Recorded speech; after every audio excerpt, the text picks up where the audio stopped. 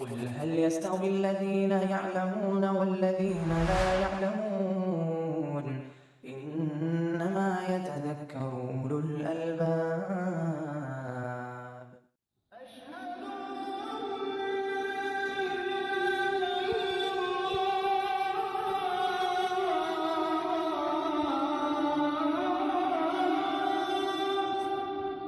بسم اللہ والحمد للہ والصلاة والسلام علی رسول اللہ محمد بن عبد اللہ وعلى آلہ واصحابہ ومن اہتدى بہداہ اما بعد فعن زید بن کعب بن عجرة عن ابیہ قال تزوج رسول اللہ صلی اللہ علیہ وسلم العالیة من بنی غفار فلما دخلت علیہ ووضعت ثيابها رأى بكشحها بياضا فقال النبي صلى الله عليه وسلم البسي ثيابك والحقي بأهلك وأمر لها بالصداق. رواه الحاكم وفي إسناده جميل بن زيد وهو مجهول واختلف عليه في شيخه اختلافا كثيرا. وعن سعيد بن المسيب أن عمر بن الخطاب رضي الله عنه قال أيما رجل تزوج امرأة فدخل بها فوجدها برصاء أو مجنونة أو مجذومة فلها الصداق بمسيسه إياها وهو له على من غره منها. أخرجه سعيد بن منصور ومالك وابن أبي شيبة ورجاله ثقات. وروى سعيد أيضا عن علي نحوه وزاد وبها قرن فزوجها بالخيار فإن مسها فلها المهر بما استحل من فرجها. ومن طريق سعيد بن المسيب أيضا قال قضى عمر رضي الله عنه في العنين أن يؤجل سنة ورجاله ثقات. یہ تین حدیثیں ابھی آپ کے سامنے پڑھی گئی ہیں، تینوں کا تعلق ایک ہی مسئلے سے ہے، اور وہ ہے عیوب، زوجین کے اندر پائے جانے والے عیوب جن کے سبب زوجین کو نکاح کے فسخ کرنے کا اختیار حاصل ہوتا ہے. خیار کا باب ہے، کفات اور خیار کا، اور اس باب کے تحت یہ آخری حدیثیں ہیں جو ابھی آپ کے سامنے پڑھی گئی. پہلی حدیث زید بن کعب سے ہے، اور بعض کتب رجال میں کعب بن زید ہے. زید بن کعب بن عجرہ، کعب بن عجرہ مشہور صحابی ہیں. عن ابی ہے، زید اپنے والد کعب سے روایت کرتے ہیں. اب یہ بات صرف امام حاکم نے کہی ہے، کعب بن عجرہ، اور دوسری جگہ صرف زید ابن کعب ہے یا کعب بن زید، ابن عجرہ نہیں. حاکم کے علاوہ کہیں اور ابن عجرہ نہیں ہے. بہرحال زید ابن کعب کہتے ہیں کہ رسول اللہ صلی اللہ علیہ وسلم نے بنی غفار کی ایک عورت سے، عالیہ نامی عورت سے شادی کی. عالیہ غفاریہ، قبیلہ بنو غفار، مکہ کے قرب و جوار میں آباد ایک قبیلہ تھا. ابو ذر غفاری رضی اللہ عنہ کا تعلق اسی قبیلے سے تھا. اصل میں یہ عدنانی قبیلہ ہے، یمنی قبیلہ ہے جو آ کے مکے کے اطراف میں بس گیا تھا. تو عالیہ غفاریہ سے نبی صلی اللہ علیہ وسلم نے شادی کی. یہ زید بن کعب اپنے والد کعب سے روایت کرتے ہیں کہ رسول اللہ صلی اللہ علیہ وسلم نے عالیہ سے شادی کی جو بنی غفار کی تھی. فلما دخلت علیہ، جب وہ خاتون آپ کے پاس آئی یعنی شب زفاف میں، ووضعت ثیابها، اور اپنا کپڑا اس نے اتارا، رأى بکشحها بیاضا، تو آپ نے اس کے کشح میں، کشح کہتے ہیں کمر سے لے کر کے پسلی تک، کمر سے لے کر کے پسلی تک کے حصے کو کشح کہتے ہیں. تو کمر کے حصے سے پسلی تک کے درمیان میں آپ نے سفید داغ پایا اس عورت کے جسم میں. تو نبی صلی اللہ علیہ وسلم نے کہا کہ اپنا کپڑا پہن لو، وَأَلْحِقِ بِأَهْلِكِ، اور جا اپنے اہل و عیال سے جا ملو. یہ کنایہ ہے طلاق سے، یہ کنائی طلاق ہے. اگر کوئی کہے بیوی سے کہ الحقی بِأَهْلِكِ، جا اپنے گھر والوں کے پاس چلی جا، یا انت خلیہ، تو چھوڑی ہوئی ہے، انت بریہ، تم سے میں بری ہوں، انت بتہ، میں نے تجھ سے اپنا رشتہ کاٹا، تو یہ سب الفاظ کنائی ہے. اگر مراد آدمی طلاق لے تو طلاق پڑے گی، نہیں تو نہیں. بہرحال کہا الحقی بِأَهْلِكِ، کنایا ہے طلاق سے. کپڑا پہن لو اور جاؤ اپنے گھر والوں سے جا ملو. وہ امر اللہ بالصداق، اور آپ نے اس عورت کو مہر دینے کا حکم فرمایا۔ کسی کو کہا ہوگا کہ وہ آپ کی طرف سے مہر ادا کر دے، یا کسی کے پاس آپ کی رقم نہیں ہوگی، بہرحال اس کو آپ نے مہر دلا کر واپس کیا۔ امام حاکم نے اس کو روایت کیا، لیکن اس کی سند میں جمیل بن زید نام کا راوی ہے، جس کو حافظ ابن حجر کہتے ہیں کہ یہ مجہول ہے، اور اس کے شیخ کے اندر بڑا اختلاف ہے، بلکہ علماء نے کہا کہ حد درجہ ضعیف روایت ہے، ناقابل اعتبار، واہی تباہی روایت راوی ہے، اسی یہ حدیث ضعیف جدا ہے۔ اور علماء نے کہا کہ یہ بات نبی صلی اللہ علیہ وسلم کے اخلاق کریمانہ کے خلاف ہے کہ آپ فوراً ہی اسی وقت دیر کہیں کپڑا پہنو اور جاؤ، تم کو طلاق، یا جاؤ اپنے گھر والوں سے مل لو۔ یہ کام آدمی بھی اتنی جلدی نہیں کرتا ہے کہ اسی وقت ڈیسیزن لے لے۔ یہ نبی صلی اللہ علیہ وسلم کے اخلاق کریمانہ سے بعید بات ہے کہ آپ نے یہ بات کہی ہوگی۔ بہرحال حدیث ناقابل اعتبار ہے، یہ عالیہ غفاریہ کے سلسلے کی یہ روایت۔ لیکن کیا سفید داغ وجہ خیار ہے؟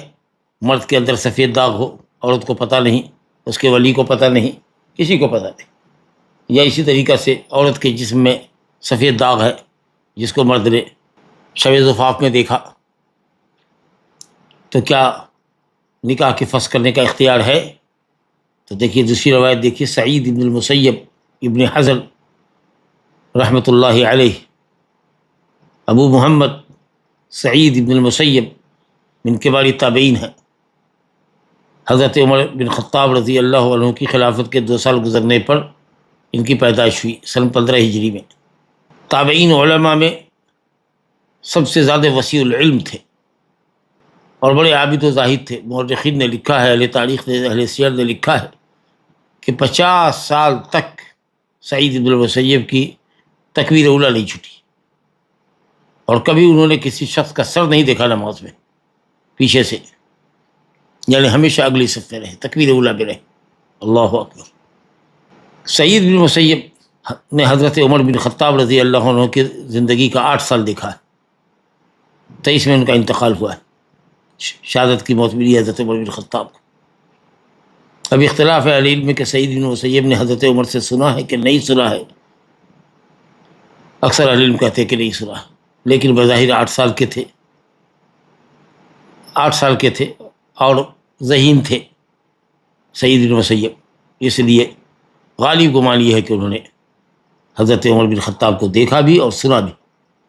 اور ویسے بھی سعید بن مسیب اتنے ثقہ ہے کہ اگر نبی صلی اللہ علیہ وسلم سے روایت کرے تو لوگوں نے کہا کہ ان کی مرسل حجت ہے، نبی صلی اللہ علیہ وسلم سے روایت کرنے پر بھی وہ روایت قابل استدلال ہے، چھ جائے کہ عمر بن خطاب سے روایت کرنے میں۔ بہرحال سعید بن مسیب خاص اہتمام کرتے تھے حضرت عمر بن خطاب کی مرویات کا، اور ان کے اقوال اور فتاوی اور ان کے فیصلوں کا بڑا اہتمام اور بڑی اعتنا کرتے تھے، بڑی توجہ کرتے تھے، ان کے اقوال کی تعلق سے جمع کرتے تھے، یاد کرتے تھے۔ بہرحال انشاءاللہ حجت ہے یہ حدیث۔ سعید بن مسیب حضرت عمر بن خطاب رضی اللہ عنہ سے روایت کرتے ہیں، اور یہ عمر بن خطاب کا اثر ہے، مرفوع حدیث تو نہیں ہے لیکن اثر ہے۔ کہتے ہیں قال ایما رجل، جس شخص نے بھی کسی عورت سے شادی کی ہو، فدخل بها، اور اس کے پاس وہ داخل ہوا یا گیا پہلی شب میں، فوجدها برصاء، تو پایا اس کو سفید داغ والی، او مجنونہ، یا مجنون پایا، عقل کی فطور میں مبتلا پایا، پاگلوں جیسی باتیں کر رہی، ایک دن رکا رہا، 2 دن رکا رہا کہ دیکھے کیا صورتحال ہے، کہیں احساس نہیں تو کہ بھنگ کھائے ہوئی ہے، لیکن دیکھا نہیں، پاگل پنی والی حرکت ہے۔ ٹیسٹ وغیرہ بھی کرایا تو معلوم ہوا کہ نہیں ہے، دماغی خلل ہے۔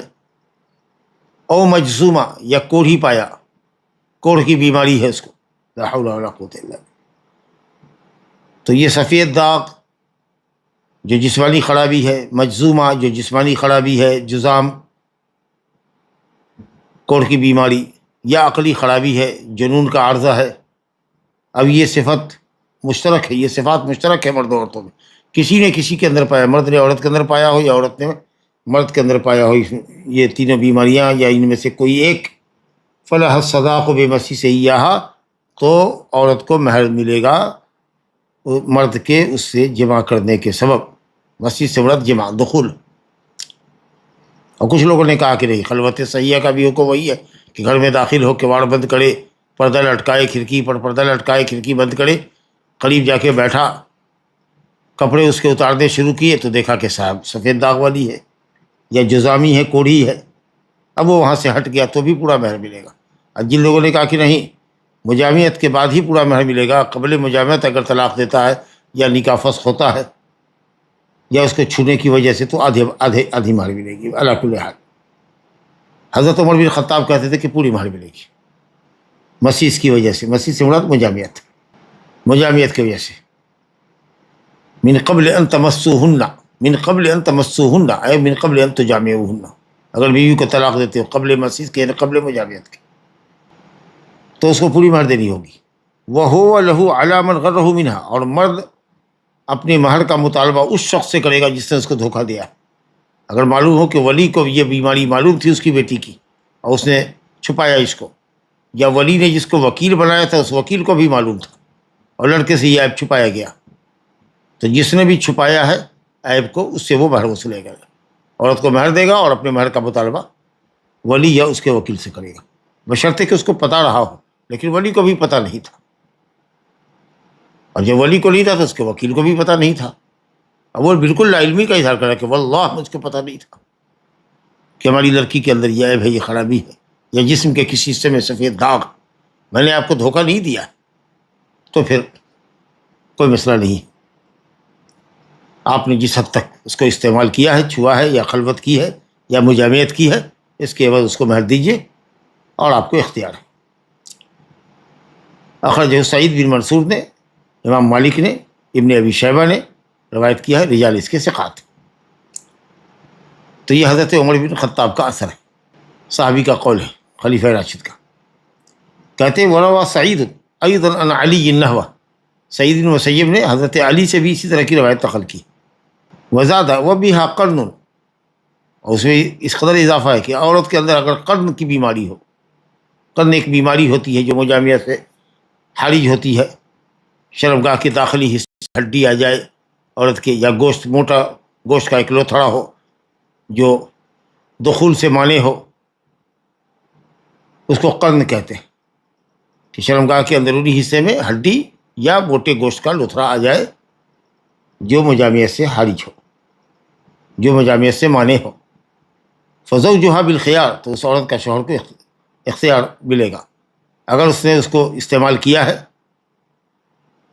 فلح المہر بما استحل من فرجها، تو چونکہ اس کے فرج کو حلال کیا ہے اس سے اس کو پورے مہر ملے گی، یا پھر اپنے وہ اختیار سے فائدہ اٹھائے، اور اگر وہ فائدہ اٹھاتا ہے تو خیال ہوگا، نکاح فسخ ہو جائے گا.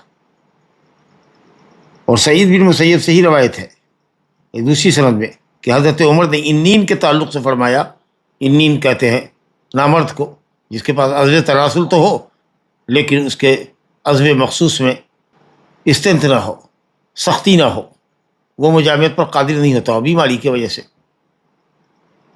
تو فرمایا کہ اس کو 1 سال کی مہلت دو، 1 سال کی مہلت دو، دوا علاج بھی کرائے، اور کسی بھی موسم میں اگر وہ ملاقات کے قابل ہوتا ہے، جمع پر قادر ہوتا ہے تو سمجھا جائے گا کہ نیند نہیں ہے. لیکن 4 موسم گزرا لیکن اس کی طبیعت میں حرکت نہیں آئی اور مجامعت کے پر وہ قادر نہیں ہو پایا، تو پھر عورت کو اختیار ہے کہ وہ اس نیند مرد سے نکاح فسخ کرا لے. تو نیند کے تعلق سے ایک بات واضح ہوئی کہ 1 سال کی مہلت دی جائے گی، رجالہ ثقات. بہرحال کعب بن عجرہ کی روایت کے تعلق سے تو آپ نے سن لیا کہ اس میں جمیل بن زید طائی جو راوی ہے جو مرفوعاً روایت کرتا ہے عالیہ غفاریہ کے تعلق سے، وہ حدیث ناقابل اعتبار ہے، ضعیف جداً جداً. باقی جو حدیثیں ہیں وہ آثار ہیں. لا الہ الا اللہ. سعید بن مسیب کی حدیث کو سعید بن منصور نے روایت کیا ہے، رجال ثقات ہے. باقی رہا کہ وہی کلام ہے جو لوگ کہتے ہیں کہ حضرت سعید نے حضرت عمر بن خطاب سے نہیں سنا، لیکن انشاءاللہ تعالیٰ جو بات ظاہر ہے، جو بات راجح ہے وہ یہ کہ سعید نے حضرت عمر سے بعض روایتوں کو سنا، کیونکہ اس وقت ان کی عمر 8 سال کی تھی اور ذہین آدمی تھے، اور پھر حضرت عمر کی شخصیت اور ان کے اقوال برسر منبر ہوتے تھے، اور حضرت عمر کے قضایا اور فیصلے مرجع الخلائق تھے. تو انشاءاللہ سعید بن مسیب کی روایت عمر سے حجت ہے، جیسا کہ میں نے عرض کیا کہ جب نبی صلی اللہ علیہ وسلم سے وہ مرسل بیان کرے قال قال رسول اللہ صلی اللہ علیہ وسلم کہے سعید بن مسیب، تو وہ حجت ہوتی ہے. تو حضرت عمر کا قول اور ان کا فتویٰ، ان کا فیصلہ جو انہوں نے نقل کیا ہے، وہ بدرجہ اولا ثابت مانا جائے گا. باقی رہا حضرت علی کا اثر، تو وہ بھی سعید بن منصور کے اندر ہے، سنن سعید بن منصور میں، بیہقی میں ہے، لیکن کہتے ہیں کہ اس کی سند میں انقطاع ہے. شعبی نے حضرت علی سے نہیں سنا، ایک سند جو آئی ہے، لیکن سعید بن مسیب کا سماع تو بہرحال حضرت علی سے ہے. لا الہ الا اللہ.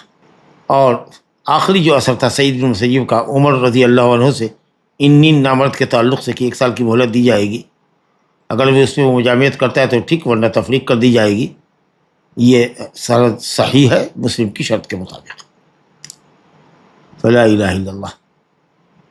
خلاصہ یہ کہ اس میں برس، جذام اور جنون کا تذکرہ آیا، اور ایک عورت کی جو خاص بیماری ہے قرن، اور اسی طریقے سے ایک بیماری ہے رتقا، سوراخ، تنگ ہو، شرمگاہ اتنی تنگ ہو کہ وہ مجامعت کے قابل نہیں ہو، تو وہ بھی ایک بیماری ہے. اور قرض میں یہ ہے کہ صاحب ادخال تو ہے، آدمی اپنے جسم کو جسم میں عورت کے داخل کر سکتا ہے، لیکن آگے کچھ حصے میں، کچھ گہرائی میں، اس کے جسم کے اندرونی حصے میں گوشت یا ہڈی حالج ہے. لا الہ الا اللہ. اب تو خیر ماشاء اللہ طب نے بڑی ترقی کر لی ہے، اگر علاج ممکن ہو اور اس کا ازالہ ممکن ہو تو الحمدللہ، نہیں تو پھر مرد کو اختیار. اور انین آپ نے سمجھ لیا کہ وہ آدمی جو مجامعت پر قادر نہ ہو، علاج کرنے پر، جسم کو جسم میں داخل کرنے پر عاجز ہو، کسی مرض کی وجہ سے، یا پیدائشی کمزوری ہے اس کو، یا ہو سکتا ہے کہ کبڑ سنی ہے، بڑھاپے کی وجہ سے یہ کیفیت سے شادی کی ہے، اب وہ اس لائق نہیں رہا. بہرحال عنہ کہتے ہیں، انین عنہ کہتے ہیں جمع سے عاجزی کو. یہ تمام آثار بتاتے ہیں کہ ایسے عیوب جسمانی اور عقلی جو زوجین کے درمیان یا ان میں سے کسی کے درمیان پائے جائیں، یا ان میں سے کسی کے ایک کے اندر پائے جائیں، جو مقاصد نکاح کی حصول کی راہ میں حائج ہوتے ہوں اور حیات زوجیہ سے مستفید اور متمتع ہونے میں رکاوٹ بنتے ہوں، ایسے عیوب کی بنیاد پر مرد عورت کو اختیار ہے نکاح کو فسخ کرنے کا، کرانے کا. کچھ عیوب تو فقہاء نے ذکر کیے ہیں جو مردوں کے ساتھ خاص ہیں، اس میں 3 بڑے اہم ہیں. ایک ہے جب مقطوع الذکر ہے، پورا ذکر ہی اس کا کٹا ہوا ہے، یا ذکر کا کچھ حصہ کٹا ہوا ہے. والخصاء، خسی کیا ہوا ہے، اس کے دونوں اسکروٹم نکال دیے گئے ہیں، اب جنسی اعتبار سے ظاہر ہے کہ وہ کمزور ہو گیا ہے. اور عنہ نامرد ہے، جس میں عدم تناسل تو ہے لیکن اس میں استادگی نہیں ہے. کچھ بیماریاں عورتوں کے ساتھ خاص ہوتی ہیں، جس میں 2 خاص بیماری ہے، ایک قرن کے اندر گوشت یا ہڈی ہو، اور ایک رتق کے سوراخی بہت تنگ ہو جو مرد کے لیے دخول کے لیے کافی نہ ہو. اور کچھ بیماریاں مشترک ہوتی ہیں جیسے جذام، کوڑھ، جنون، برس وغیرہ. حدیث و باب میں مرفوع نہیں ہے لیکن آثار الحمدللہ ہے. اس لیے کسی کے لیے بھی زوجین میں سے جائز نہیں ہے کہ شادی سے پہلے وہ اپنے عیب کو چھپائے اور غش نہ کرے.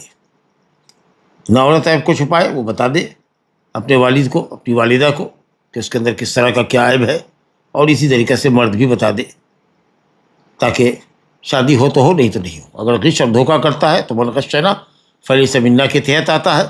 اور اگر مرد یا عورت ایک دوسرے کو بیماری کی وجہ سے ناپسند کرتے ہیں اور طبیعت ان کی متنفر ہوتی ہے ایک دوسرے سے، کسی کی کسی سے، یعنی جس کے اندر بھی عیب پایا جا رہا ہے، تو اس کو فسخ کرنے کا حق ہوگا. بہرحال عیوب سے سلامتی بھی اہل علم نے کہا کہ کفات کے اندر معتبر ہے، کیونکہ نفس عیب سے نفرت کرتا ہے اور مقصود نکاح کے حصول میں خلل پڑتا ہے. لہذا یہ اس کا تعلق کفات سے. ویسے بھی دیگر اشیاء کے اندر، تجارت وغیرہ کے اندر بھی ہم دیکھتے ہیں کہ سامان جو ہم خرید رہے ہیں اگر اس کے اندر عیب ہوتا ہے تو ہمیں اختیار ہوتا ہے، خیال عیب ہوتا ہے کہ عیب کی وجہ سے ہم واپس کر دیں اس کو اور اپنے پیسے لے لیں. تو اسی طریقے سے مرد کے اندر عیب کا پایا جانا جو عورت کے لیے باعث تنفر ہو، یا عورت کے اندر ایسے عیب کا پایا جانا جس کی وجہ سے مرد کی طبیعت سے بھناتی ہو، یہ بدرجہ اولا خیال کا ذریعہ بنے گی. بہرحال زوجین میں سے کسی کے اندر بھی عیب پایا جائے، دوسرا فریق نکاح فسخ کرا سکتا، لیکن حنفیہ کہتے ہیں کہ زوج کو فسخ کرنے کا کوئی حق نہیں. بیوی کے اندر عیب ہے، تم طلاق دے دو، نکاح فسخ مت کراؤ، کیونکہ اس سے عورت کی عزت و آبرو کو اچھالنا سمجھا جائے گا، اس کا معاملہ لوگوں میں منتشر ہو جائے گا. لہذا تم اس سے جدائی اختیار کرو کہ طلاق دے دو، اس کے عیب پر پردہ ڈالو. یہ حنفیہ کا کہنا ہے.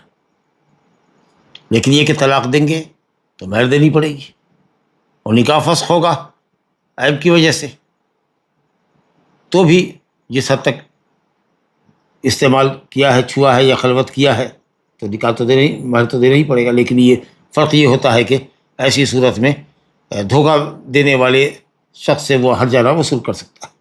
بہرحال وہ صرف عورتوں کے اوپر، عورتوں کے عیب کو پردہ دینے کے لیے اور تشہیر سے بچانے کے لیے کہا کہ صاحب وہ خیار کا فائدہ اس کو نہیں ملے گا، لیکن ہاں عورت کو فائدہ ملے گا. عورت فسخ کا مطالبہ کر سکتی ہے، خاص کے ان عیوب میں جو وطی سے حارج ہو، جیسے وہ آدمی مخطوط ذکر ہو یا انین ہو یا خسی کیا ہوا، کیونکہ شادی کا مقصد بہرحال تناسل و توالد ہے. اور اسی طریقے سے وہ بیماری محمد بن حسن شیبانی اور طحاوی وغیرہ نے کہا کہ وہ بیماری جس سے آدمی ضرر محسوس کرتا ہے، طبیعت اس کی متنفر ہوتی ہے، جیسے کوڑ کی بیماری ہے، سفید داغ ہے، جنون ہے، تو یہ سب بھی عیوب فسخ نکاح کا ذریعہ. لا الہ الا اللہ. بہرحال اس کا کرائٹیریا یہی ہے کہ ہر وہ عیب جو مقصود نکاح کے حصول میں مانع ہو، میاں بیوی کے درمیان رحمت اور مودت نہیں ہوتی ہو، اور ایک دوسرے سے لوگ متنفر ہوں.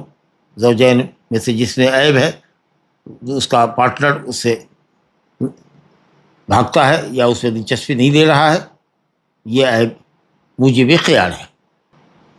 اور اس حدیث سے یہ بھی معلوم ہوا کہ بیوی کے اندر اگر کسی نے دخول کے بعد یعنی مجامعت کے بعد عیب پایا ہے تو اس کو پورا مہر دینا پڑے گا. اب جنہوں نے کہا کہ خلوت وطی کے معنی میں ہے تو خلوت صحیحہ کی بنیاد پر بھی پورا مہر دینا پڑے گا، جیسے کہ حضرت سعید بن مسیب نے حضرت عمر بن خطاب کا قول نقل کیا ہے کہ انہوں نے فیصلہ فرمایا کہ جب ایک شخص عورت سے شادی کرے اور پردے لٹکا دے تو اس کو پوری مہر دینا ہوگی. جبکہ ابن عباس اور ابن حزم ظاہری اور علماء کی جماعت نے کہا کہ مجامعت سے قبل اگر طلاق دیتا ہے تو پھر نصف مہر دینا ہوگا، مقرر مہر کا آدھا حصہ. خلوت صحیحہ دخول کے معنی میں نہیں ہے. لا الہ الا اللہ. اگر فریقین نے میں سے کسی نے کسی عیب کے عیب کو دیکھا اور خاموشی اختیار کی تو کیا خاموشی خیال کو ساقط کر دے گی؟ نہیں. ممکن ہے کہ وہ مطلع ہونے کے بعد ہٹ گیا اور دیکھ رہا ہے، تحقیق کر رہا ہے، یا بیوی سے بعد میں پوچھے گا کہ وہ اس بیماری کا علاج کر رہی ہے کیا. ہو سکتا ہے کہ وہ انتظار کرتا ہو شفا یابی کا، جب تک کہ صراحتاً وہ یہ نہ کہے کہ اس عیب پر میں راضی ہوں، یا عورت مرد کے کسی عیب پر کہے کہ میں راضی ہوں، یا میں نے اپنا حق ساقط کر دیا، یا ہم دونوں کسی بات پر اتفاق کرتے ہیں کہ صاحب آپ دوسری شادی کر لیجئے، مجھے خرچ مت دیجئے، مجھے ایسے ہی رکھیے وغیرہ وغیرہ، تو اور بات ہے. خاص کے جو نامردی ہے، یا اسی طریقے سے اگر گوشت کا کوئی ٹکڑا شرمگاہ کے اندر حائل ہے تو آج کل اس کا علاج ڈاکٹر سے مل کر کے اگر ممکن ہو تو انتظار کرنا چاہیے اور عیوب پر پردہ دینا چاہیے. ہو سکتا ہے کہ اور کوئی دوسری خرابی نہیں ہے، جو چھوٹی خرابی ہے وہ دور ہو سکتی ہے، یا مرد کے اندر مردانگی کمزور ہے تو دوا علاج کے لیے اس کو موقع دینا چاہیے، جیسا کہ ہم نے پڑھا کہ 1 سال کی مدت صبر کرنا چاہیے عورت کو۔ لا الہ الا اللہ۔ اسی طریقہ سے اگر بانجھپن ہے، مرد بانجھ ہے، تو عورت کو اختیار ہے، کیونکہ بہرحال اولاد کا حصول من اہم مقاصد نکاح، نکاح کے اہم ترین مقصدوں میں سے ایک مقصد ہے اولاد کا حصول، اور مرد بانجھ ہے، کبھی بھی عورت ماں نہیں بن سکتی اس شخص کے پاس۔ لیکن اگر عورت بانجھ ہے تو بہتر یہ ہے کہ اگر اس میں دلچسپی ہو، حسین و جمیل عورت ہو، وفادار ہو، خوش اخلاق ہو، تو اس کو رکھ کے طلاق نہ دے۔ اللہ نے اگر استطاعت دی ہے تو دوسری شادی کر دے۔ اہل علم نے فرمایا ہے کہ عورت اگر بانجھ ہو تو بعض اہل علم نے کہا کہ یہ عیب نہیں ہے، کیونکہ مرد دوسری شادی کر سکتا ہے اور اس کو اپنے ساتھ بھی رکھ سکتا ہے، کیونکہ اس کو اس سے مودت ہے۔ بلکہ علامہ قرطبی نے اجماع نقل کیا کہ بانجھ عورت جو بچہ نہیں دے سکتی ہو اس کو فسخ نہ کیا جائے۔ لیکن کچھ لوگ کہتے ہیں کہ نہیں بھائی، ہم 2 عورت کی طاقت نہیں رکھتے، ہم اس کو کھلا پلا نہیں سکتے، لہذا ہم فسخ کا مطالبہ کریں گے تو کر سکتا ہے۔ لیکن اگر مرد بانجھ ہے، اس کے اندر تولیدی صلاحیت نہیں ہے، تو پھر عورت اگر ماں نہیں بن سکتی اس مرد سے، ظاہر ہے کہ ایک وقت میں ایک ہی مرد کے پاس وہ رہے گی، مرد نہیں ہے کہ دوسری تیسری شادی کر لے، لہذا اگر وہ اس پر صبر نہیں کر سکتی ہے تو وہ اس سے فسخ کا مطالبہ کرے گی اور قاضی اس کو فسخ دے گا۔ اب یہاں کفات اور خیار کا باب ختم ہوا، ہمارے سامنے ایک باب ہے، نکاحی کا مسئلہ چل رہا ہے، اس لیے کنٹینیو کر رہے ہیں ہم۔ باب عشرت النساء، عشرہ، عاشرہ، یعاشر، معاشرۃ و عشرۃ، ایک ساتھ زندگی، اچھی طریقے سے، اچھی بود باش کے ساتھ زندگی بسر کرنا۔ عشیر کہتے ہیں قریب کو، دوست کو۔ عشیر المرأہ اگر بولے، عورت کا عشیر یعنی شوہر، کیونکہ اس کے ساتھ وہ زندگی گزارتا ہے۔ یعنی باب و عشرت الرجال الازواج النساء، مرد کا یعنی شوہروں کا بیویوں کے ساتھ حسن سلوک کے ساتھ، الفت محبت کے ساتھ زندگی بسر کرنا، بھلائی کے ساتھ ایک دوسرے کے ساتھ پیش آنا۔ عرف اور عادت کے مطابق شریف لوگ اپنی بیوی کے ساتھ کیسا شریفانہ برتاؤ کرتے ہیں، احسان کرتے ہیں، تکلیفوں سے بچاتے ہیں، نرمی سے معاملہ کرتے ہیں، عنف اور شدت اور جہالت کا مظاہرہ نہیں کرتے، بات بات پر اس کو جھڑکتے نہیں ہیں، عورتوں کی کچھ فطری کمزوری جو ہوتی ہے اس پر صبر کرتے ہیں، طاقت سے زیادہ عورتوں کو کام کا مکلف نہیں کرتے، خوشی میں اور غم میں بیوی کو شریک رکھتے ہیں، بھلائی کے ساتھ اس پر خرچ کرتے ہیں، ضروری اشیاء یا کچھ آرائش اور زیبائش کے سامان کا اگر وہ مطالبہ کرتی ہے اور اللہ نے وسعت اور صلاحیت دی ہے تو مخالفت سے کام نہیں لیتے، گھر میں رہتے ہیں تو ایک ساتھ رہتے ہیں، موانست اور مجالست ایک ساتھ ہوتی ہے، تنہا عورت کو چھوڑ نہیں دیا، یا ریڈنگ روم میں آنے نہیں دیا، یا اتنے وقت سے لے کر اتنے وقت تک گھر میں داخلہ تمہارا ممنوع ہے، اس طرح کا معاملہ نہیں، بلکہ میل محبت کے ساتھ، حلم و بردباری کے ساتھ ایک دوسرے کا احترام کرتے ہوئے زندگی گزارنا یہ مطلوب ہے، اور ازدواجی زندگی کی خوشیوں کا بہت بڑا اس میں راز پوشیدہ ہے۔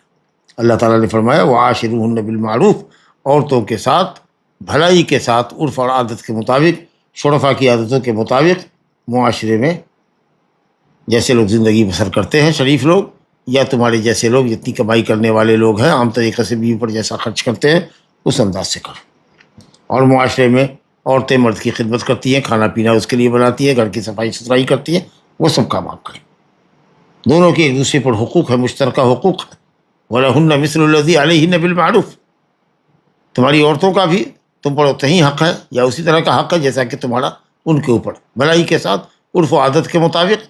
ہاں البتہ وَلِلرِّجَالِ عَلَيْهِنَّ دَرَجَةٌ، ایک درجہ اللہ تعالیٰ نے قوامیت کا مرد کو عطا فرمایا ہے کہ وہ اس کا نگراں ہے، وہ اس کے لیے انتظامات کرتا ہے، اس کی رعایت و نگہداشت کرتا ہے، اس کی حمایت اور حفاظت کرتا ہے اور اس پر خرچ کرتا ہے، جیسا کہ قرآن نے کہا الرجال قوامون علی النساء بما فضل اللہ بعضهم علی بعض، مرد کو اللہ تعالیٰ نے جسمانی اور عقلی اعتبار سے عام طریقے پر عورت پر فوقیت دی ہے، وہ بما انفقوا من اموالہم، اور مرد اپنا مال بیوی پر خرچ کرتا ہے۔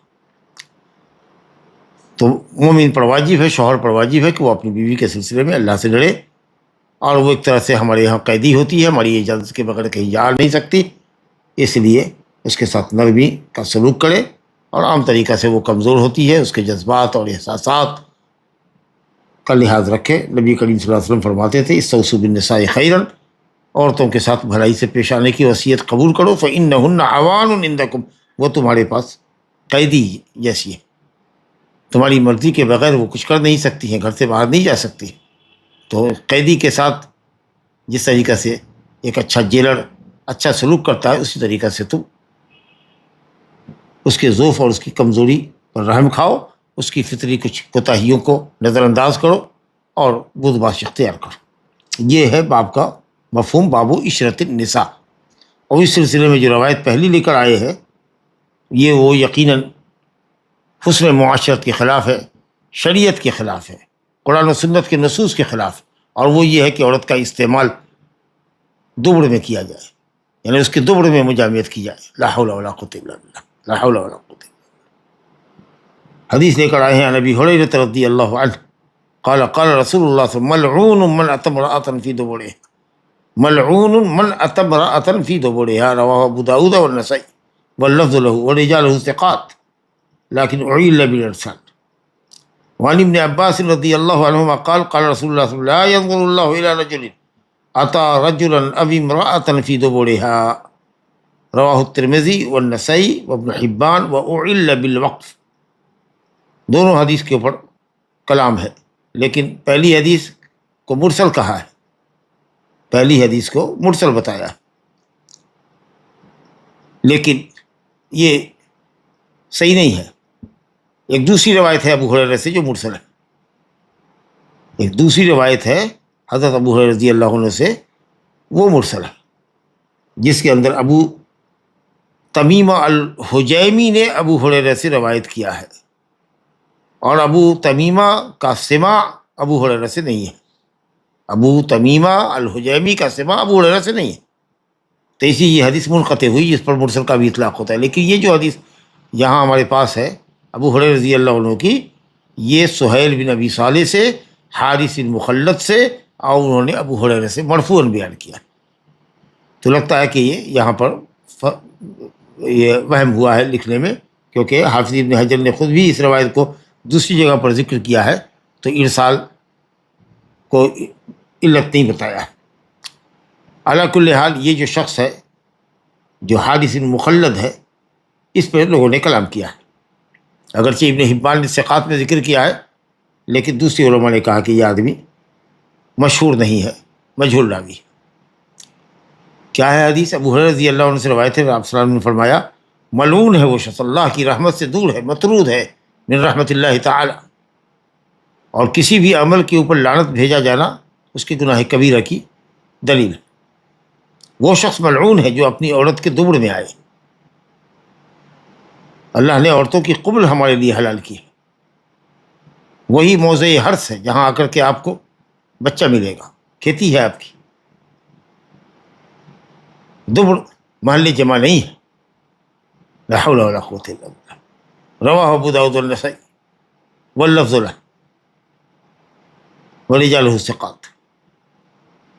دوسری حدیث ابن عباس رضی اللہ عنہما سے کہ رسول اللہ صلی اللہ علیہ وسلم نے فرمایا لا ينظر اللہ الی رجل، اللہ تعالیٰ اس شخص کی طرف نہیں دیکھتا یا نہیں دیکھے گا، یعنی نظر رحمت سے نہیں دیکھے گا۔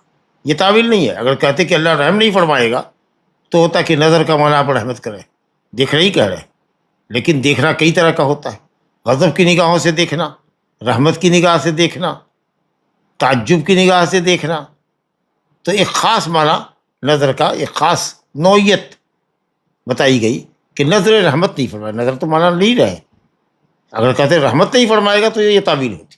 اللہ تعالیٰ کی صفات میں سے ایک صفت نظر ہے، غضبناک ہو کر دیکھے گا۔ لا حول ولا قوت۔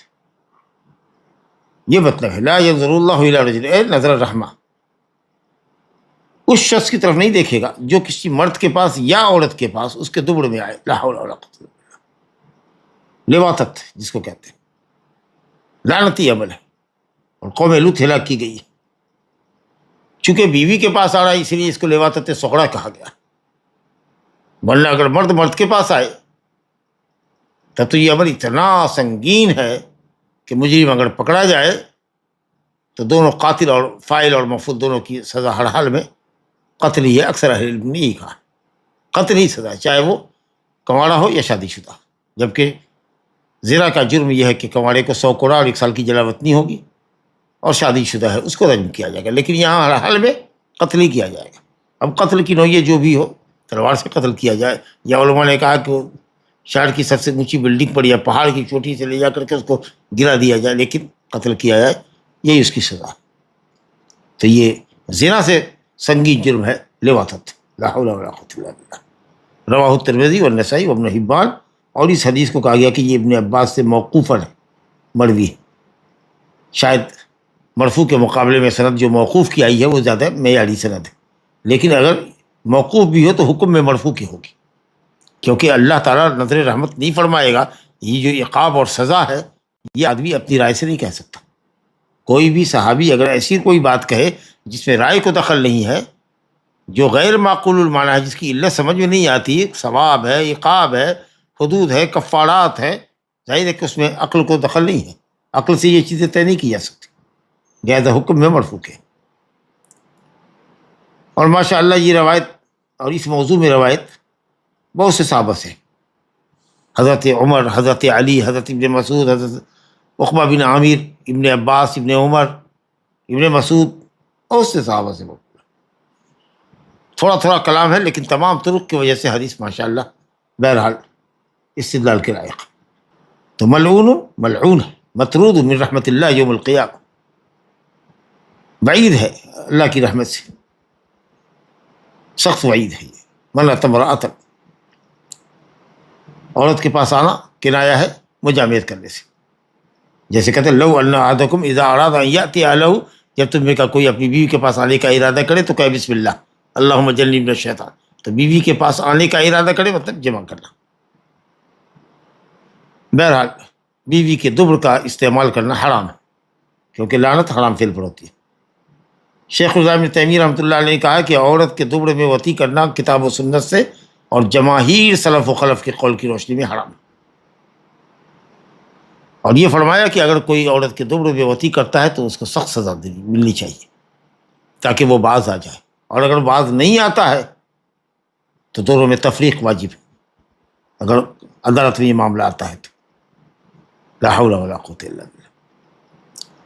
قرآن و سنت میں دیکھیے اللہ تعالیٰ کیا کہتا ہے حیض کے معاملے، فَإِذَا تَطَهَّرْنَ فَأْتُوهُنَّ مِنْ حَيْثُ أَمَرَكُمُ اللَّهُ، جب عورتیں پاک ہو جائیں حیض سے، غسل کر لیں، تو وہاں آؤ جہاں آنے کا اللہ نے حکم دیا ہے، اور وہ آنے کی جگہ قبل ہے۔ دلیل اللہ کہتا ہے نساؤکم حرث لکم فأتوا حرثکم انا شئتم، تمہاری بیوی تمہاری کھیتی ہے، جیسے آنا ہے آؤ۔ کہاں آنا ہے؟ موضع حرث میں، کھیتی کی جگہ میں، ایکشن جو بھی ہو، کیفیت جو بھی ہو مجامعت کی، لیکن آنا ہے قبل میں، دوڑ میں نہیں، جہاں نطفے کی شکل میں انسان بچے کا بیج ڈالتا ہے، اور دبر ظاہر ہے کہ اس کا محل نہیں ہے۔ ایک تو یہ دلیل ہوئی فاتو حرثکم انا شئتم، اور دوسری حدیث آیت اسی سورہ بقرہ میں آیت نمبر 187 جو آیا ہے اعتکاف کے مسئلے میں کہ بیوی سے اعتکاف کے درمیان اللہ نے کہا فلا انا باشرہن نساؤکم حرث لکم فاتوا حرثکم انا شئتم، اور احل لکم لیلۃ الصیام الرفث الی نسائکم، رمضان کی راتوں میں اللہ نے تمہاری لیے بیوی سے مجامعت حلال کی۔ اس کے بعد اللہ تعالیٰ کہتا ہے کہ فالآن باشروہن علم اللہ انکم کنتم تختارون انفسکم فتاب علیکم وعفی عنکم فالآن باشروہن، اب غلطی تم سے ہو گئی تو چلو اب حلال کرتے ہیں۔ قانون شریعت میں تبدیلی کے ساتھ اللہ کا یہ فرمان راحت بھرا آ رہا ہے کہ رمضان کی راتوں میں تم بیوی سے مجامعت کر سکتے ہیں۔ فالآن باشروہن وابتغوا ما کتب اللہ لکم، اور مجامعت کرنے کا مقصد اس روزی کو تلاشنا ہے جو اللہ نے تمہارے لیے لکھی ہے، یعنی اولاد. اور ظاہر ہے کہ ابتغاء الاولاد ابتغاء الولد قل میں مجامعت کرنے سے ہوگا، نہ کہ دوبرہ میں. اور اللہ شیتم کا مطلب یہ ہے کہ جس طریقہ سے چاہو، مجامعت کا جو بھی طریقہ ہو لیکن ہو قبول کے اندر. کچھ نہنجار یہ سمجھتے ہیں اللہ شیتم جیسے چاہو آؤ تو لواطت جائز، لا حول ولا قوت الا باللہ. فی موضع حرص جیسے چاہو آؤ، جیسا کہ آیت کا شان نزول بتاتا ہے کہ قریشی لوگ یا مکہ والے بیوی کے ساتھ مجامعت کھل کر کرتے تھے. کبھی کبھی وہ اودھے منہ ہوتی یا سجدے اور رکوع کی کیفیت میں ہوتی اور پیچھے سے آتے، لیکن آتے قبول میں، اگلی شرمگاہ میں. اور جب کچھ مہاجرین نے انصار کی عورتوں سے شادی کی اور اسی طریقے پر اس کو استعمال کرنا چاہا تو پھر انہوں نے انکار کیا اور برہمی کا اظہار کیا کہ یہ طریقہ ان کے ہاں بالکل پسندیدہ نہیں ہے. وہ انصار کی عورتیں پہلو پر لیٹتی تھی اور مرد دو ٹانگ کے درمیان آتا تھا، تو ان کو اس طرح کی جو کیفیت تھی وہ ناپسند آئی. شدہ یہ خبر نبی صلی اللہ علیہ وسلم تک پہنچی. اللہ نے قرآن میں آیت اتارا کہ بیوی تمہارے لیے کھیتی ہے، تمہاری کھیتی ہے، اولاد کے حصول کا ذریعہ ہے. فاتو حرثکم، کھیتی کی جگہ میں اپنی کھیتی میں آؤ جیسے چاہو، ایکشن جو بھی ہو لیکن آنا ہے موضع حرث کے اندر. بالکل بات واضح ہے. لہذا اللہ شیطن سے استدلال کرتے ہوئے لواطت کو جائز قرار دینا بالکل حرام، کبائر الذنوب ہے. لا حول ولا قوت الا باللہ. کچھ لوگوں نے حضرت عبداللہ بن عمر رضی اللہ عنہ کی طرف اباحت کا قول نقل کیا. غلط ہے، بالکل انتصاب غلط ہے. حضرت نافع سے پوچھا گیا تو کہا بالکل نہیں. انہوں نے کیفیت بتائی کہ پیچھے سے مجامعت کرنا لیکن عورت کی قبول میں کرنا، وجائنا میں آنا. تو یہ پیچھے سے کرنے والی جو کیفیت ہے اس کو لوگوں نے غلط سمجھا کہ پیچھے کے راستے میں آنا ہے. ہرگز یہ مفہوم نہیں. اسی طریقے سے امام مالک رحمۃ اللہ علیہ کی طرف جواز کا قول نقل کیا گیا، سمجھا کہ نہیں. ابن حبیرہ اور علی بن زید نے امام مالک کو خبر دیا کہ مصر میں آپ کے تعلق سے یہ بات مشہور ہے کہ آپ بیوی کے دبر کے استعمال کو جائز قرار دیتے ہیں. واللہ امام مالک نے کہا کذبوا علیہ کذبوا علیہ کذبوا علیہ، جھوٹ گڑا ہے، انہوں نے ہم پر جھوٹ گڑا ہے، پر جھوٹ گڑا ہے. کیا تم لوگ عرب نہیں ہو؟ کیا اللہ تعالیٰ کی اس آیت کو نہیں دیکھتے کہ وہ کہتا ہے نساؤکم حرث لکم؟ کھیتی کہاں ہوگی؟ کہاں سے اولاد نکلے گی؟ کس راستے میں مجامعت کرنے سے آدمی کو اولاد ملے گی؟ فلا حول ولا قوت الا باللہ. چلیے صاحب، حسن معاملگی میں یہ ایک دوسری حدیث ہے ہمارے سامنے، یا تیسری حدیث کہہ لیجیے اس معاملے میں، حسن معاشرت کے سلسلے میں. عشرت النساء کے باب میں عن ابی ہریرہ رضی اللہ عنہ قال قال رسول اللہ صلی اللہ علیہ وسلم من كان يؤمن بالله واليوم الآخر فلا يؤذي جاره واستوصوا بالنساء خيرا فإنهن خلقن من ضلع وإن أعوج شيء في الضلع أعلاه فإن ذهبت تقيمه كسرته وإن تركته لم يزل أعوج فاستوصوا بالنساء خيرا. متفق عليه واللفظ للبخاري ولمسلم فإن استمتعت بها وبها عوج وإن ذهبت تقيمها كسرتها وكسرها طلاقها. یہ حدیث ابو ہریرہ رضی اللہ عنہ سے ہے، بخاری مسلم میں. پہلی حدیث کے الفاظ بخاری کے ہیں، دوسری حدیث مسلم کے. ابو ہریرہ رضی اللہ عنہ کہتے کہ رسول اللہ صلی اللہ علیہ وسلم نے فرمایا کہ جو اللہ اور آخرت پر ایمان رکھتا ہے وہ اپنے پڑوسی کو تکلیف نہ پہنچائے. اللہ اور آخرت پر ایمان رکھنے کا تقاضا ہے کہ آدمی اپنے پڑوسی کو نہ ستائے. اللہ پر ایمان رکھنا کہ اس نے ہم کو پیدا کیا، یہ ہمارے مبدا پہ طرف اشارہ ہے، اور یوم آخرت معاد، مبدا اور معاد پر اس کا ایمان ہے. یا اللہ پر ایمان اور آخرت پر ایمان لانا یہ احکام شریعت کو بجا لانے کے لیے بڑا محرک ہے، گناہوں سے بچنے کے لیے بہت بڑا ذریعہ ہے کہ ہم کو اللہ کے یہاں جواب دہ ہونا ہے. تو اگر یہ احساس ہے، ایمان باللہ ایمان بالیوم الآخر ہے، تو آدمی گناہ سے بچتا ہے. فلا یؤذی جارہ، اپنے پڑوسی کو قولاً یا فعلاً تکلیف نہ دے. بعض جگہ یہ روایت مستقل بھی ہے، بعض جگہ دوسرے الفاظ کے ساتھ بھی آئی ہے، جیسے کہ یہاں ہے. کسی نے کہا کہ دو حدیث ہے، اس کو ملا دیا گیا کہ سند ایک ہی ہے، اور کسی نے کہا کہ نہیں، وہ ایک ہی حدیث میں بھی کچھ الفاظ ایکسٹرا بھی آئے ہیں اور کسی حدیث میں صرف اسی حد تک ہے. بہرحال اس حدیث میں یہ لفظ بھی داخل ہے، فلا یؤذی جارہ، اپنی پڑوسی کو تکلیف نہ دے. وَاسْتَوْصُوا بِالنِّسَاءِ خَيْرًا، اور عورتوں کے ساتھ خیر سے پیش آنے کی وصیت قبول کرو. استوصوا، یا تم میں کا بعض کو اپنی اپنی بیویوں کے ساتھ حسن سلوک کی وصیت کرے. یا استوصوا انفسکم، یا اپنے نفس سے کو وصیت کرو کہ صاحب وہ بیوی کے ساتھ اچھا سلوک کرے. فرمایا کیوں بیوی کے ساتھ؟ یہ دیکھیے اسلام کی توجہ اور اسلام کی عنایت، توجہ اور اہتمام عورتوں کے حقوق کے تعلق سے دیکھیے کہ کتنا مقام ہے، اونچا ہے عورتوں کا شریعت کی نگاہ میں، کہ وصیت کی جا رہی ہے کہ عورتوں کے ساتھ بھلائی سے پیش آؤ. فَإِنَّهُنَّ خُلِقْنَ مِنْ ضِلْعٍ، کیونکہ وہ پسلی کی ہڈیوں سے پیدا کی گئی. پسلی کی ہڈی، وہ جو پنجرا بنا ہوا ہے ہارٹ کے لیے، دل کے لیے، یہ سائڈ کی ہڈی رفس جو ہے، اور یہ سامنے کی جو ہڈی، اس میں سب سے ٹیڑھی ہڈی یہ ہنسنے کی ہڈی، گردن کے پاس جو ہڈی. کہا کہ اعوج شیء، سب سے ٹیڑھی ہڈی جو ہوتی ہے پسلی کے اندر وہ اعلیٰ ہو، سب سے اوپر کی ہڈی ہوتی ہے یہ جو ہڈی. حضرت آدم علیہ السلام کے جسم سے اللہ تعالیٰ نے حضرت حوا کو نکالا. امام ابن کثیر نے لکھا ہے کہ من ذرا الایسر، بائیں پسلی سے. یا ایھا الناس اتقوا ربکم الذی خلقکم من نفس واحدہ وخلق منها زوجہا، اور اسی نفس واحدہ سے یعنی حضرت آدم سے اللہ تعالیٰ نے ان کا جوڑا حضرت حوا کو پیدا کیا. حدیث میں آ گیا کہ پسلی کی ہڈی سے پیدا کیا.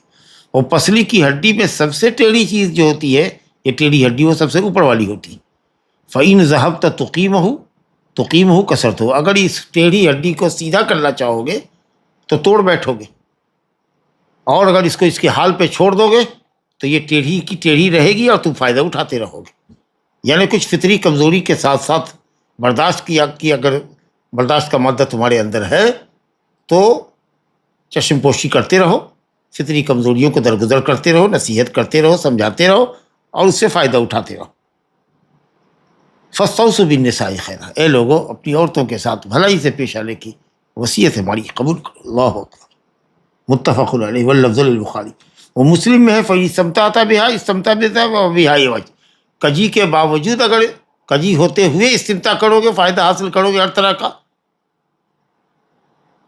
گھریلو فائدہ، اولاد کا فائدہ، گھر کی انتظام و انصرام اور اپنی راحت کا فائدہ، سکون نفس وغیرہ وغیرہ، تو کجی کے ساتھ ہی فائدہ اٹھا سکتے ہیں.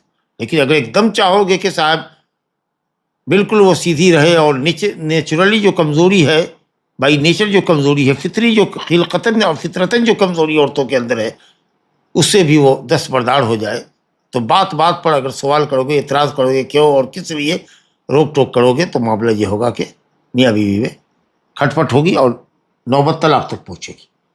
تو اگر چلو جاؤ گے یا چلو گے اس کو سیدھا کرنے تو کسر تھا، تم توڑ بیٹھو گے اس کو.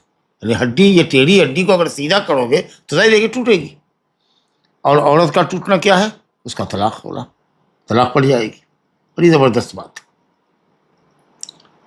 لا الہ الا اللہ. حدیث سے جو بات سمجھ میں آئی وہ یہ ہے کہ پڑوسی کو اذیت پہنچانا حرام ہے. یہ ایمان میں خلل کی دلیل ہے، چاہے ایذا قولی ہو یا فعلی، کیونکہ ناحق تکلیف پہنچانا حرام ہے کسی کے لیے بھی، اور پڑوسی کے لیے اس کی حرمت اور زیادہ ہے. جیسے نبی صلی اللہ علیہ وسلم نے فرمایا واللہ لا یؤمن واللہ لا یؤمن واللہ لا، 3 مرتبہ ایمان کی نفی کی. مراد ایمان کامل جس پر داخلہ جنت کا موقف. کہا کون یا رسول اللہ، کون مومن نہیں؟ کہا وہ من لا یأمن جارہ بوائقہ، من لا یأمن جارہ بوائقہ، جس کا پڑوسی اس کے شر سے محفوظ نہیں. لا الہ الا اللہ. بوائق شرور. اس کے بعد فرمایا گیا توجیہ نبوی ہے اور تربیتی درس ہے کہ عورتوں کے ساتھ تسامح اور صبر کا معاملہ کرنا چاہیے، اچھی طریقے سے بدمعاش اختیار کرنا چاہیے. اگر کوئی اس طرح کی تکلیف نہیں ہے جو دین میں اور عزت میں اور پاک دامنی میں اگر خلل نہیں ہے تو تھوڑی فطری کمزوری کو نظر انداز کرو اور اس کی اصلاح کی کوشش کرو، اچھی نصیحتیں کرو تاکہ رفتہ رفتہ اس کی حالت اچھی ہو جائے اور حسن معاشرت کے ساتھ تمہاری زندگی مودت اور محبت کے ساتھ گزرے. لیکن ہر چیز پر اگر حساب لوگے، اس عورت کی خوبیوں کا انکار کرو گے یا صرف خرابیاں گناؤ گے تو یہ مومن کا اخلاق نہیں ہے۔ اس لیے فرمایا گیا، نبی صلی اللہ علیہ وسلم نے فرمایا، مسلم کی روایت ہے، لا یفرق مؤمن مؤمنۃ، عداوت اور بغض مت رکھو بیوی سے، کوئی مومن مومنہ سے، یعنی کوئی مومن شوہر اپنی مومنہ بیوی سے عداوت کی حد تک نفرت نہ کرے۔ ارے اگر کوئی ایک عادت، کوئی ایک صفت اس کی ناپسندیدہ ہے تو دوسری پسندیدہ ہے۔ بہت سے لوگ چاہتے ہیں کہ بیویاں ہماری بہت باکمال ہوں، اللہ رحم کرے سماحت الشیخ ابن باز پر، وہ کہتے تھے کہ تم لوگ دنیا میں ہو، جنت میں نہیں ہو، اور یہ تمہاری بیویاں تمہارے ہی جنس کی ہیں، یہ حور عین نہیں ہیں کہ ان کے اندر کوئی خرابی نہ ہو۔ وہ خرابیوں سے پاک مطہرات بیویاں جو ملے گی، ہر طرح کے جسمانی اور اخلاقی علائشوں سے پاک ملے گی، ایک دم پاکیزہ، وہ جنت ہی میں ملے گی۔ جب ہم ایک ہر اعتبار سے کمپلیٹ نہیں ہے، ہمارے اندر نقص ہے، تو ہماری عورت کے اندر بھی نقص ہے، وہ بھی اسی جنس کی ہے جس جنس کے ہم دونوں انسان ہیں۔ لہذا کمال کا بیویوں کے اندر تلاشنا کہ وہ کمال درجے کی ہو، جو چیز ممکن نہیں ہے اس کے پیچھے آدمی کو کھپانا نہیں چاہیے، اور حسن سلوک کے ساتھ زندگی بسر کرنی چاہیے۔ اللہ تعالیٰ ہم تمام کو اپنی اپنی بیویوں کے ساتھ حسن سلوک کی توفیق عطا فرمائے، ہم کو ہماری بیویوں کے لیے اور ہماری بیویوں کو ہمارے لیے باعث رحمت، سکینت، مودت، رحمت اللہ تعالیٰ بنائے۔ واللہ تعالیٰ اعلم، وصلی اللہ وسلم وبارک علی نبینا محمد وعلی آلہ وصحبہ اجمعین۔